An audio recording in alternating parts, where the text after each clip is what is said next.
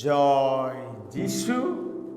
ପ୍ରଭୁ ଯୀଶୁ ଖ୍ରୀଷ୍ଟଙ୍କଠାରେ ମୋର ଅତି ପ୍ରିୟ ଭାଇ ଓ ଭଉଣୀମାନେ ସମସ୍ତେ କେମିତି ଅଛନ୍ତି? ଭଲରେ ରହନ୍ତୁ।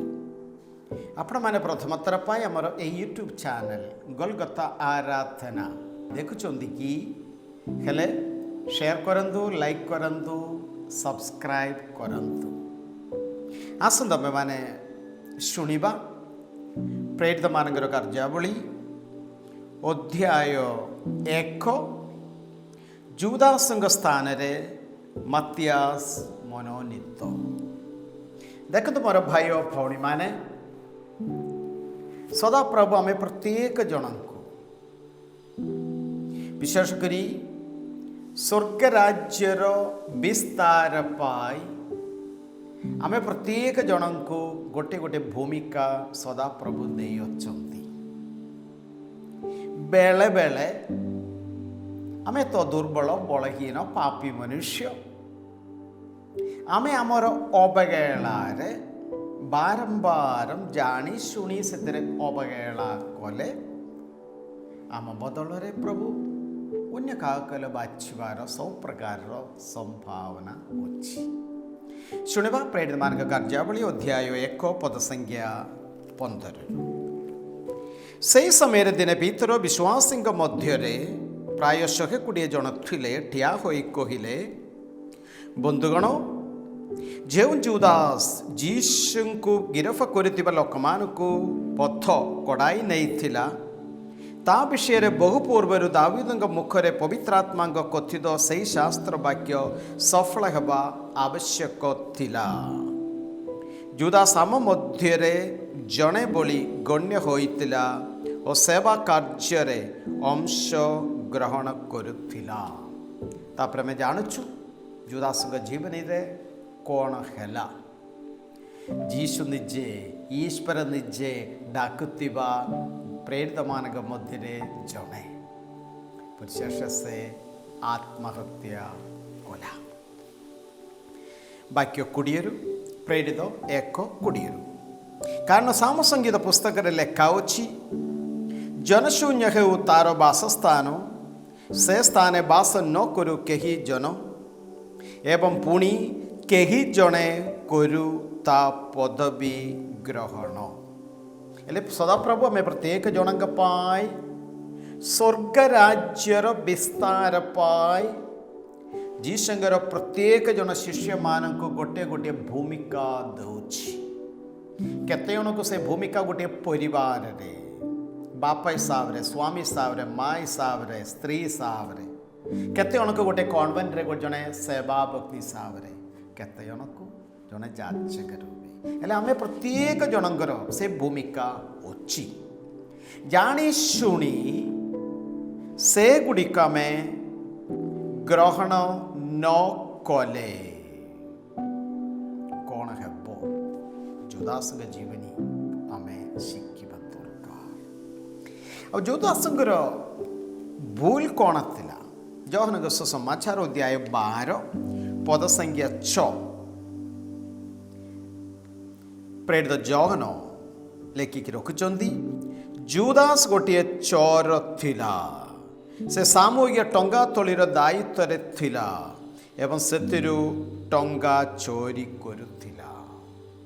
ତାଙ୍କ ସଙ୍ଗେ ରହିବା ପାଇଁ, ବାକ୍ୟ ପ୍ରଚାର କରିବା ପାଇଁ ଆଗୁଆନ ମିଳିଥିବା ଜୁଦାସ ସେ ବିଷୟ ଗୁଡ଼ିକ ପାଇଁ ମନ ନ ଦେଇକି ନିଜର ସ୍ୱାର୍ଥ ଲାଭ ପାଇଁ ସେ ବାହାରିଲା ବେଳେ କିଏ ଜାଣେ ଜୁଦାସ ଚିନ୍ତା କରୁଥିବ, ମୁଁ ତ ମୋର ଘର, ସ୍ତ୍ରୀ, ପିଲା, ଜିଲ୍ଲା ସବୁ ଛାଡ଼ିକି ପ୍ରଭୁଙ୍କ ପଛରେ ମୁଁ ଆସୁଛି।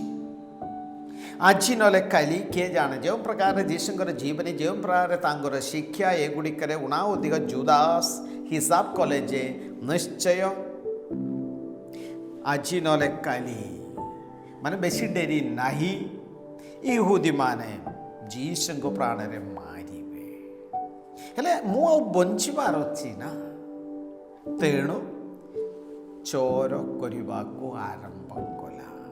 ମାନେ ଯେଉଁ ଉଦ୍ଦେଶ୍ୟରେ ସଦାପ୍ରଭୁକୁ ତାକୁ ଡାକିଲେ ସେ ଉଦ୍ଦେଶ୍ୟ ଛାଡ଼ିକି ନିଜର ସ୍ୱାର୍ଥ ଲାଭ ପାଏ, କେମିତି ମୁଁ ଏ ପୃଥିବୀରେ ଭଲରେ ମୁଁ ବଞ୍ଚିବି ସେ ବିଷୟ ପାଇଁ ସେ ଗୁରୁତ୍ୱ ଦେଲେ। ଯୀଶୁଙ୍କ ପଛେ ଆସି ଆସି ବାକ୍ୟ ଧରି ପ୍ରଚାର କରିବା ବଦଳରେ ଯୀଶୁଙ୍କ ସେହି ଟିମ୍ରେ ଦଳରେ ମିଶିକି ନିଜର ସ୍ୱାର୍ଥ ଲାଭ ପାଇ ସେ କାମ କରିବାକୁ ଆରମ୍ଭ କଲା। ପରେ ଆମେ ଜାଣୁଛୁ କ'ଣ ହେଲା। ଫେରି ଆସିବା ପ୍ରେରିତମାନଙ୍କ କାର୍ଯ୍ୟାବଳୀ ଅଧ୍ୟାୟ 1 ପଦ ସଂଖ୍ୟା 21। ଅତଏବ ପ୍ରଭୁ ଯୀଶୁ ଦୀକ୍ଷାଗୁରୁ ଯୋହାନଙ୍କ ଜଳ ଦୀକ୍ଷା ଗ୍ରହଣ କରିବାଠାରୁ ନେଇ ଆମ ମଧ୍ୟରୁ ଊର୍ଦ୍ଧ୍ୱକୁ ଉନ୍ନୀତ ହେବା ପର୍ଯ୍ୟନ୍ତ ଯେଉଁ ଲୋକମାନେ ଅନବରତ ଆମ ସାଥୀ ହୋଇ ରହୁଛନ୍ତି ସେମାନଙ୍କ ମଧ୍ୟରୁ ଜଣେ ଆମ୍ଭମାନଙ୍କ ସହିତ ଯୀଶୁଙ୍କର ପୁନରୁତ୍ଥାନର ସାକ୍ଷୀ ହେବା ଉଚିତ। ତେଣୁ ସେମାନେ 2 ଜଣଙ୍କର ନାମ ପ୍ରସ୍ତାବ କଲେ, ଯୋସେଫ ଯାହାଙ୍କୁ ବର୍ଷାବାସ ବୋଲି ଡକାଯାଏ ଏବଂ ଯିଏ ଜୁସ୍ତୁସ୍ ନାମରେ ମଧ୍ୟ ପରିଚିତ, ଏବଂ ମତିଆସ। ତତ୍ପରେ ସେମାନେ ପ୍ରାର୍ଥନା କଲେ, ହେ ପ୍ରଭୁ ତୁମେ ପ୍ରତ୍ୟେକଙ୍କ ହୃଦୟ ଜାଣ, ଏହି 2 ଜଣଙ୍କ ମଧ୍ୟରୁ ତୁମେ କାହାକୁ ମନୋନୀତ କରିଛ ତାହା ଆମକୁ ଦର୍ଶାଅ। ତାହେଲେ ସେ ଜୁଦାସ କରିଥିବା ସେବା କାର୍ଯ୍ୟ ଓ ପ୍ରେରିତ ଶିଷ୍ୟ ପଦ ଗ୍ରହଣ କରିବ, ଯାହା ଜୁଦାସ ପରିତ୍ୟାଗ କରି ସ୍ୱସ୍ଥାନକୁ ଗଲା। ୟେସ୍, ଏହାପରେ ଦୁହଙ୍କ ନାମରେ ସେମାନେ ଗୁଳା ପକାଇଲେ ଏବଂ ଗୁଳା ମତିଆସଙ୍କ ସପକ୍ଷରେ ପଡ଼ିଲା। ତେଣୁ ସେ ଏକାଦଶ ସହିତ ପ୍ରେରିତ ରୂପେ ଗଣ୍ୟ ହେଲେ। ପ୍ରେଜ୍ ଦ ଲର୍ଡ, ପ୍ରେଜ୍ ଦ ଲର୍ଡ। ଦେଖନ୍ତୁ ମୋର ଭାଇ ଓ ଭଉଣୀମାନେ, ଯୀଶୁଙ୍କର ସେହି ଆହ୍ୱାନ, ଦିବ୍ୟ ଆହ୍ୱାନ ତାଙ୍କର ଜଣେ ପ୍ରେରିତ ହେବା ପାଇଁ, ତାଙ୍କର ଜଣେ ଶିଷ୍ୟ ହେବା ପାଇଁ, ତାଙ୍କ ସଙ୍ଗେ ରହିବା ପାଇଁ, ତାଙ୍କର ପ୍ରେମ ଅନୁଭବ କରିବା ପାଇଁ, ଯୀଶୁଙ୍କ ସେ ପ୍ରେମରେ ପୂର୍ଣ୍ଣ ହେଇକି ବାକ୍ୟ ଧରିକି ଅନ୍ୟମାନଙ୍କ ନିକଟକୁ ଯିବା ପାଇଁ ଆଜି ସେଇ ଯୀଶୁ ଆପଣମାନଙ୍କୁ ମୋତେ ଡାକୁଛନ୍ତି। ତା ପାଇଁ ଆମେ ମନ ଦେବା ପୁରାପୁରି, ଯାହାଦ୍ୱାରା ଆମେ ପ୍ରତ୍ୟେକ ଜଣ ନିଜ ପାଇଁ, ପରିବାର ପାଇଁ, ସାହି ପାଇଁ, ଗାଁ ପାଇଁ, ସାରା ମଣ୍ଡଳୀ, ସାରା ପୃଥିବୀ ପାଇଁ ଅନୁଗ୍ରହ ଆଶୀର୍ବାଦର କାରଣ ହେବ।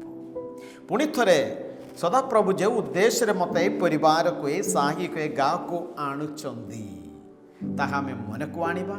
ଆମର ଡ୍ୟୁଟି ଆମେ ଭଲରେ ଆମେ କରିବା। ଜୟ ଯୀଶୁ। ପ୍ରଭୁ ଆପଣମାନଙ୍କ ସଙ୍ଗେ ରହନ୍ତୁ। ସର୍ବଶକ୍ତିମାନ ପରମେଶ୍ୱର ପିତା ଓ ପୁତ୍ର ଏବଂ ପବିତ୍ର ଆତ୍ମା ଆପଣମାନଙ୍କୁ ଆଶୀର୍ବାଦ କରନ୍ତୁ। ଆମେନ୍। ସମସ୍ତଙ୍କୁ ଜୟ ଯୀଶୁ।